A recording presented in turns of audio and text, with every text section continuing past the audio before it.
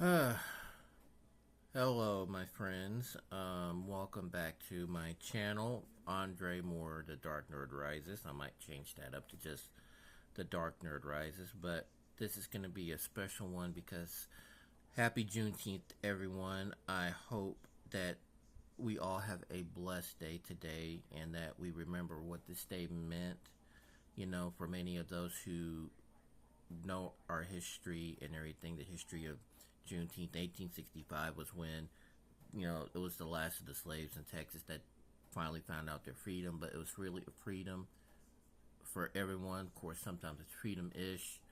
That's really something we just got to think about. But just a few moments ago, I made a video detailing my appreciation and my gratitude for some of the black comic book creators um, who have created some of the greatest black superheroes. But honorable mentions to Stan Lee and Jack Kirby for giving us really the first one. Of course, there might be debates on that. Let me know. But for me, the Black Panther, and I have a faded birthday boy Black Panther shirt that my cousin gave me. Um, it's something that when two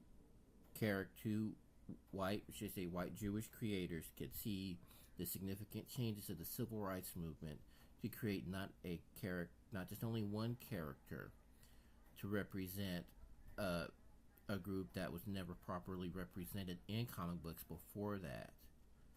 They saw the changes of the civil rights movement. We're going to give the X-Men analogy of Professor X being Dr. Martin Luther King and Magneto being Malcolm X, and so forth, in the analogy of civil rights and tolerance, something that we still go through today.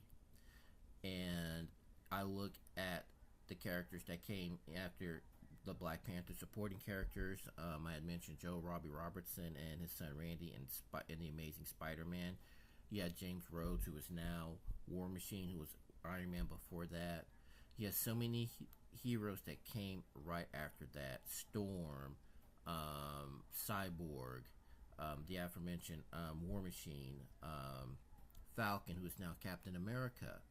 And that right there in itself is amazing. Okay, um, I look at that as a freedom for us as black nerds like myself. Okay, I'm gonna sit there and say it's black nerds as myself.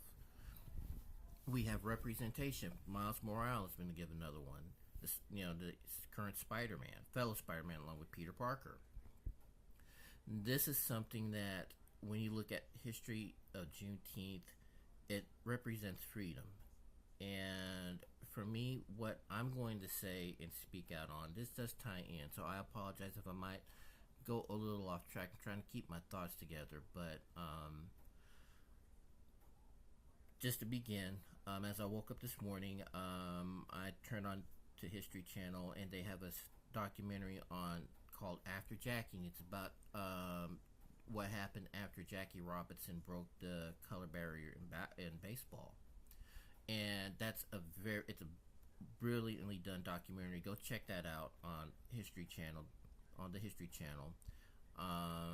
But one thing I noticed was, and I think I've never paid attention to it.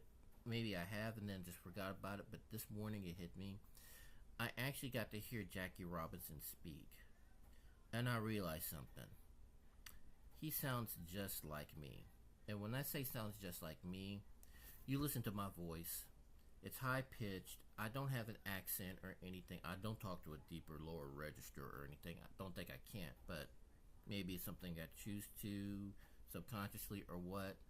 But I have a register where, and this is going to get personal and all that, where people might think that I talk white.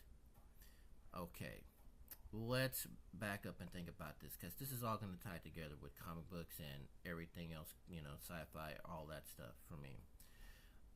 This used to bother me growing up, and by the way, I barely have any teeth, so I apologize. I'm trying to work on that too. And I'm not the most handsome guy either. But here's the thing, everybody. Hearing that when you are you're an African American young black or male or female or anything like that, that you talk white, you feel ashamed. You feel like, why don't I talk more street, more jive, more, inwardish and everything. Well, here's the thing though. I'm going to make a point to you. There's a lot of us that may not have, that vocal register to talk deep, or to have the tongue that you would able to do, language, an accent or anything. As an actor doing, community theater, no matter what, it's still acting. I have to work on that. But as a natural thing, it's hard to come by. So when I hear, something like, I talk white, and I'll joke about it, and I'm able to kind of joke about it now a little bit, but overall, I mean, it has bothered me. But I want you to think of this, and I want everybody to think of this. It's a stereotype or a negativity to sound like if you're black and you talk in an intelligent manner, and that's a key word, intelligent manner, you're not basically black. That's bullshit. Pardon my language to Facebook, but that is. Because here's what I think of when I talk, or how I speak, or I present myself. There's too much stereotypes when it comes to African Americans, whether you're thugs, or basically thugs, or, someone who does lazy, doesn't want to work, or anything like that. One thing, if I try to do in my own way, and I hope to do this through my YouTube channel, is to promote a positive image of the African American male or female. When you hear me talk, I want to talk intelligent, I want to talk legible, I want you to understand how I'm feeling, and I want you to see that besides his skin, there's someone inside. And for me, it's like, as someone, even if, from my, another African American, another black person says, well, man, why are you talking white like that, man? What you educate or something, or whatever. It doesn't matter what they try to explain it, or try to make you feel dumb or anything like that. You got to realize when you ever reply back to them, you tell them, I'm speaking as an intelligent black male to represent us all together. Because it's hard for us out there now. Even harder, okay? And I'm not saying that, we know from the current climate that we've been through the last 4 years, and everything, it's time for us to speak up and rise up, together. And just to say, hey, you know what? I'm here. Listen to me talk. And that's representing African Americans of every background, male, female, LGBTQ+, it doesn't matter. We have a voice. We have a say now. We can exercise that. And for me, through this YouTube channel, this is something that I do. This is something that I want to do. When I think of someone, like when I say there's a YouTube channel called hosted by a guy who calls him a blurred, a black nerd. I want to thank you for doing that. I'm sure there's plenty of others, but for you, I want to thank you, because when you do that, you as an African American, you are giving, like, comic book, sci-fi, everything, showing that we can be represented in every form and fashion. And through comic books, that means as an outlet, okay? Science fiction, same thing. Star Wars, Star Trek. Star Trek, come on. It's always been about unity, okay? Star Wars, you have basically, like, the Force is strong with us, okay? The Force, it binds us all together, all right? And, when you have, and really, it doesn't have anything to do with color or anything. When we can relate to someone like a white hero, someone like Luke Skywalker, like Mark Hamill, if this happens to pass, gets, noticed and everything, thank you, okay? When we can sit there and look up to someone like him, that gives us hope, okay? That gives us something that, like, hey, we could bring all of our white friends in this, the ones who understands us, okay? And this isn't about just and I hate saying this about a racial thing because it is, but I'm trying not to make it like this. But just for me personally, it's a struggle. Like I said, I'm nearly 50, and I'm still struggling with this. So if anyone who's younger and you're having an issue with this, keep in mind, you're gonna make it. I'm making it. Everybody in here makes it. When you think of this day as Juneteenth, think now of this day as your freedom. Okay? If you are a nerd, black nerd, go out and read as many comic books. Go out and watch as many sci-fi shows and everything. You know, if you're into music, go out and listen to different groups, okay, different branches. I'm a Led Zeppelin, Black Sabbath, classic rock guy. And we'll build classic country, definitely prog rock. Okay, you know, I have just that love for music that was taught by my father. And I thank my father every day, even though he's no longer here with me, for instilling that, for seeing him play with his band. That right there, to me, is something that I will always treasure. And that, you know, whenever I decide to have kids, or, you know, if I ever get settled down, I want to sit there and pass that knowledge along with them, along with comic books, something I got from my grandfather and my father.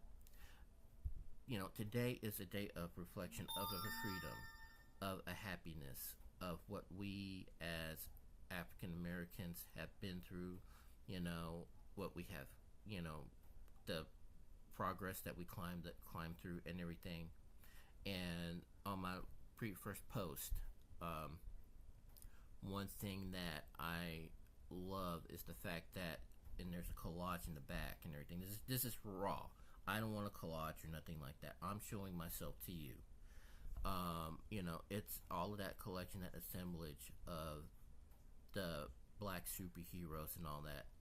We have that diversity, you know, that represents us. And that's something we all, everybody, you know, can enjoy and and we could relate to, you know.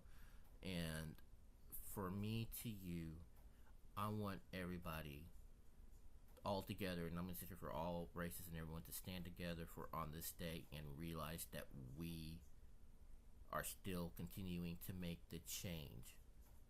We have gotten so far, but, you know, seems like we've kind of went back. Well, now we need to keep that changes that Dr. King said before us, the positive, you know, peace without violence, but also have that action of Malcolm X, of being smart, of not being bamboozled, of fighting when you need to fight, but not to fight, you know, not promoting violence or anything, but knowing you use your knowledge to fight. And that's something we all have to do. And to the comic book creators, to the late Dwayne McDuffie, to his family, thank you for giving us him, for M.D. Bright, Christopher Priest, Tanishi Coates, Reginald Hudlin, so many others. I want to sit there and say thank you for continuing to promote our freedom through the printed pages of the comic book world. Please, everybody, thank you. Have a blessed day. And again, please subscribe to my page. Please, you know, hit that like button. And I'm going to work on my volume. I apologize. I'm still using phones. I have to do this for now. But for me, on one more personal note on doing this is my way of opening myself up and exposing myself more to doing things that I love. And just to cover something too, when it comes to black excellence, doing theater, whether it's local or anything, something I do mostly locally and I wanted to expand, that's a way for us to express ourselves even further.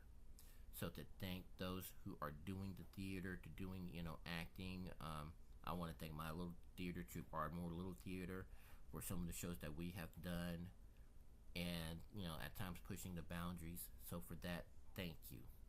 Everybody, please have a blessed and wonderful Juneteenth and have a blessed and safe day. Love you all, and agape.